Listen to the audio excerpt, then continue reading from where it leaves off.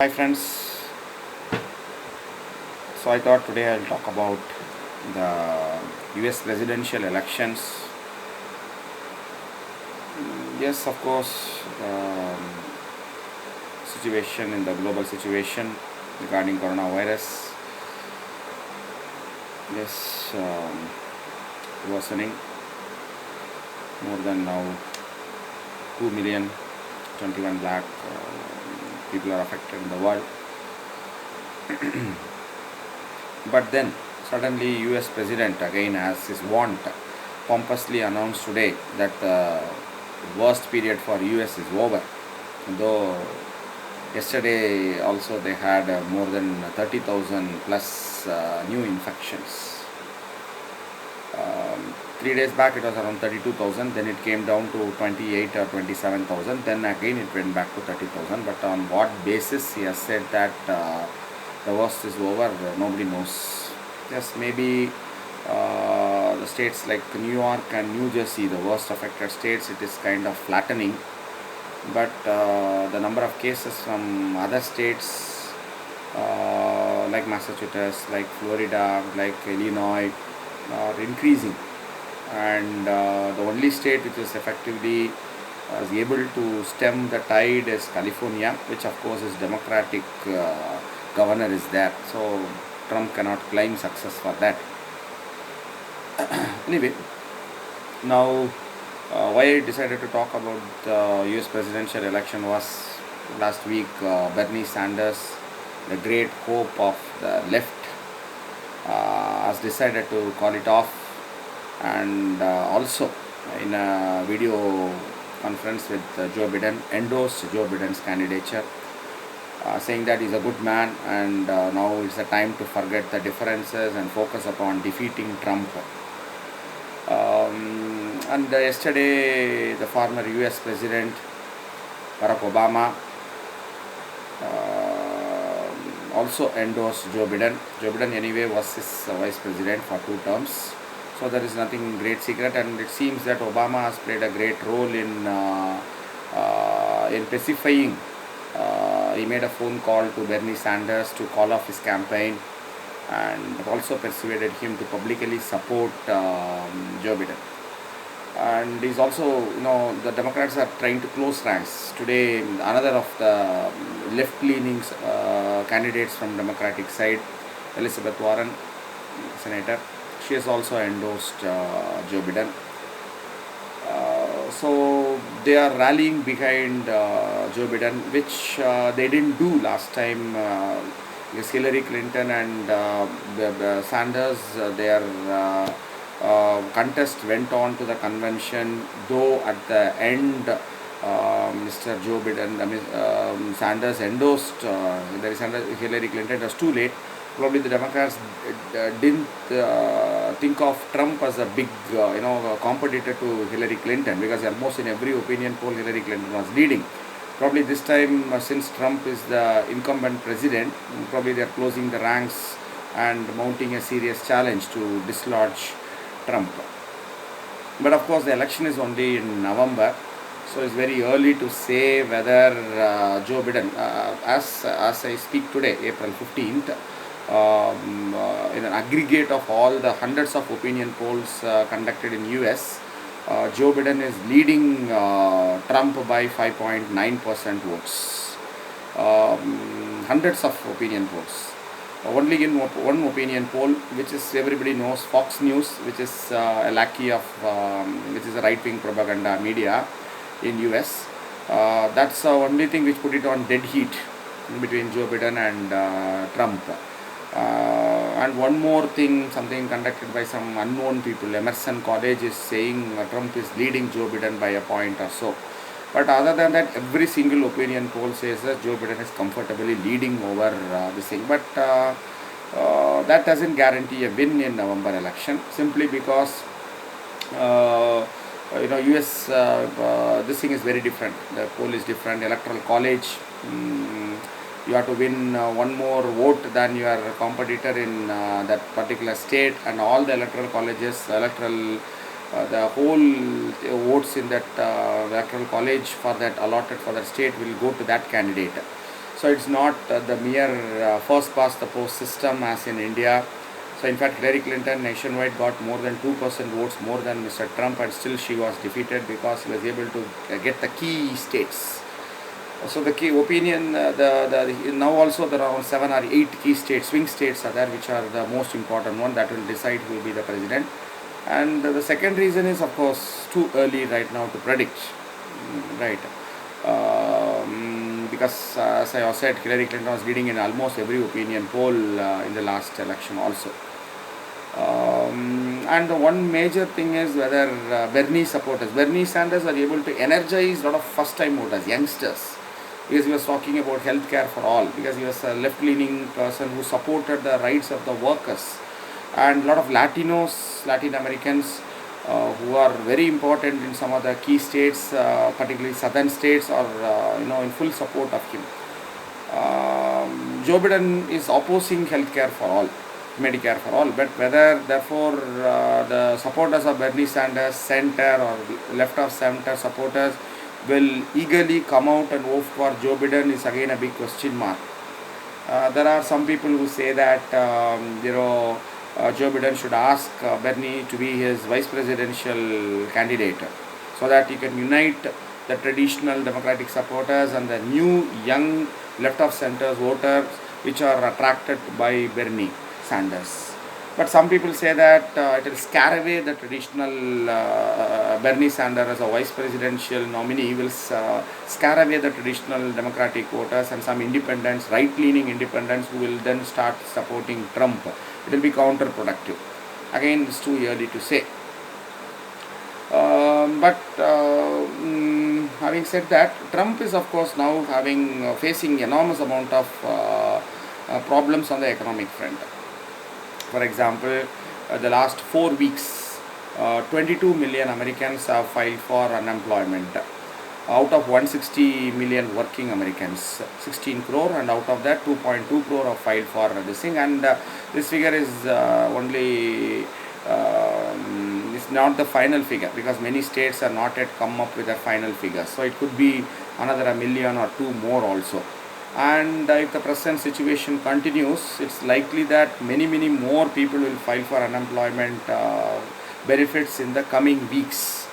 That's why you can understand why Trump is so eager to restart the economy. Right now the unemployment rate in US is 13.5%, which is much more than 10% at the peak of the 2008-9 global US financial crisis. And many people estimate, and economists estimate, that it will surpass the 20% unemployment rate which US faced during the Great Recession almost a century back. So obviously with so much of unemployment and all the problems, the incumbent president cannot escape unscathed. So that is why we can understand the great urgency with which Trump wants to restart the economy. But under the present circumstances, he is having huge differences of opinion with his chief medical advisor also. There are reports that he will fire him also, and all. We have to wait and see. But yes, cleverly shifted the strategy. So today he said that they are going to start an investigation to find out whether China has deliberately created this coronavirus in a lab. They are deliberately, Fox News and other media channels which are close to Trump and the Republicans are deliberately creating a story which says that Wuhan Institute of Virology, which is like National Institute of Virology, Pune, is an institute in China which is trying to find medicines and doing scientific research on viral diseases. So they are conveniently taking that institute's name. Wuhan Institute of Virology has created this new form of virus, and accidentally, so far they are not saying it is done deliberately, but later once it goes into the social media, that will be changed into deliberate. Accidentally, one intern who was working there in that laboratory got that, and she passed it on to her boyfriend, and through that it spread to other people in Wuhan. That's the story now the American media is putting. And Trump, and deliberately Fox News reporter asked him in the briefings today in White House, And Trump said, yeah, we are also hearing that story. Now we have asked my people to investigate into that story, and we want China to come clean on that. And he has also stopped funding to WHO for giving a clean sheet to China, which I already mentioned. The Trump supporters are calling names also on the WHO chief, who is from Ethiopia. Racial slurs have also been happening also. So that is one strategy, shifting the blame onto China. China deliberately created this virus and wanted to destroy America, which is becoming great again under the one and only great man, savior of the world, Mr. Donald Trump. So since China cannot accept that, and since Trump is taking heroic and valiant efforts to prevent the evil empire, Satan, China from posing a threat to not only to American interests but also to the global peace, Chinese have conspired to create this. That is one thing he is taking, one line of thing he is taking, shifting the blame to other person. And similarly, their supporters in India, the same right-wing fascist supporters in India, are also spreading such news. Previously, initially, before the Americans started this new nice fiction story, absolutely without any proof, they said that it is because of the bat market and all the wild animals the Chinese are eating, and because of that only it started. So vegetarianism as practiced by some people in India is better than that. So that is one line of argument created by fascists in India. Now they will take to this like fish takes to water. This conspiracy theories created by the American fascist people will be taken over by the Indian fascists, and that will be passed on through their media and social media, and that will multiply, and many common people will also start believing that nonsense without any proof. Absolutely. That's how as I said, keep on saying, fascists operate. Without any proof, keep on repeating the lies and half-truths again and again, and make it very simple, because common man doesn't think that much. So basically create it very simple, and simple one-line explanation. Nobody bothers about explanation. China did that, that's it, enough. China did it deliberately to attack US and India, which are the great pillars of democracy, and China cannot stand the growth of two great nations against it. So that's it, enough. One simple line is enough. And of course, Trump has this great ability for making ribald speeches, same like his fascist counterparts in India, making insults, calling names of political opponents. Anybody who opposes them is a Buddhu. People, only anti-nationals can criticize them because they are patriots. The same thing, once he comes and he has a huge ability to raise funds also, the same right-wing mafia, the corporate mafia will go behind them, because they serve the interests of that corporate mafia against the interests of common people, and common people can easily be conned with the help of the corporate money, using their media and social media, and keep on repeating and like same thing, create issues out of non-issues, creating a mountain out of molehill. Like in India, mandir wahi banayenge, there to wall wahi banayenge, Mexican wall. So like this you can create, and this thing, and essentially it is based on anti-minority. There, of course, Latin Americans and African Americans, and here, of course, what is the equivalent in India. So once Trump gets into the campaign trail, he can easily overcome this, particularly in the key states, this deficiency what he is facing right now there, and he can convert all the weaknesses into strength by shifting the blame onto some outside forces, China. And Joe Biden has to toe the line, unlike Bernie Sanders would have countered it more efficiently.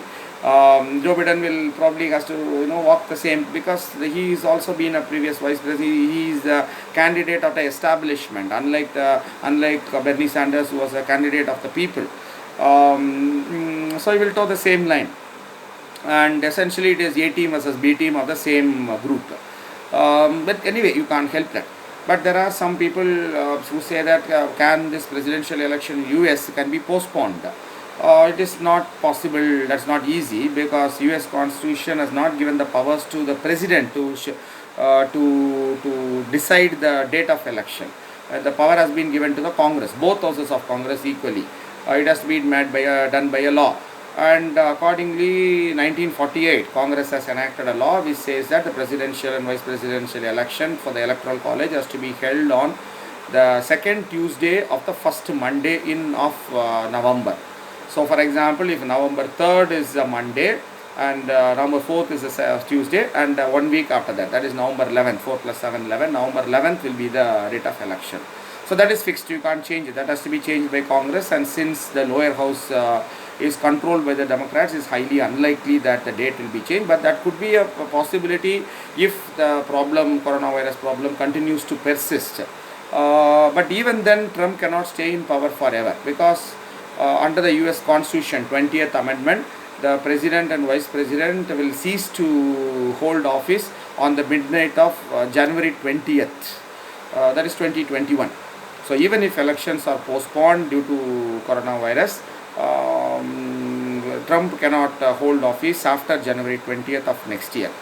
Since the own Vice President will also demit office on the same day, the Supreme Court Chief Justice will take over as temporary as the President till the elections are held. But yes, Republicans always have a lot of trumps in their sleeve, up in their sleeve, including disenfranchising many of the voters. Like the fascists in India will like to make NRC or some other document as a proof for their citizenship, and only then we can vote in the next election, if at all that is held in 2024. Similarly, there are many incidences like in Florida and Texas. They will create conditions wherever Republican governors are there, by making it difficult for poor people who don't carry all these identity cards to vote in the election there. And present Supreme Court, most of the judges have been appointed by Trump, and it weighs heavily in favor of Republicans. So if at all that issue of disenfranchisement of the minorities go to the Supreme Court of US, still it is likely to support Trump. So these are the dirty tricks department, which they are very good at. They will play at all the tricks to cling on to power.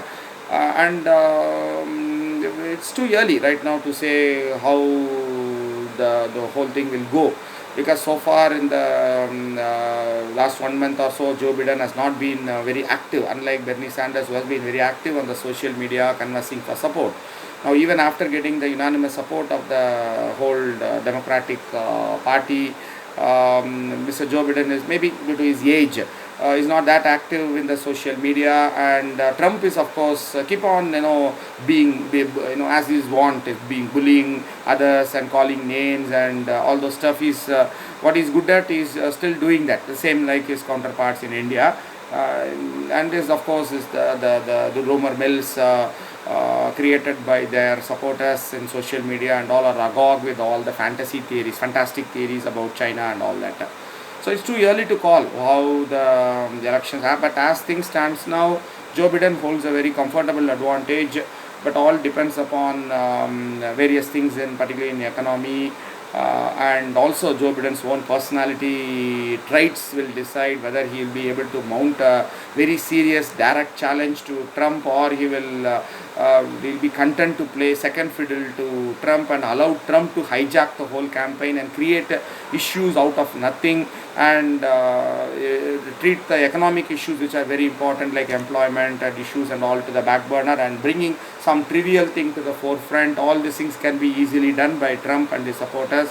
All remains to be seen. Too early right now to say anything on that.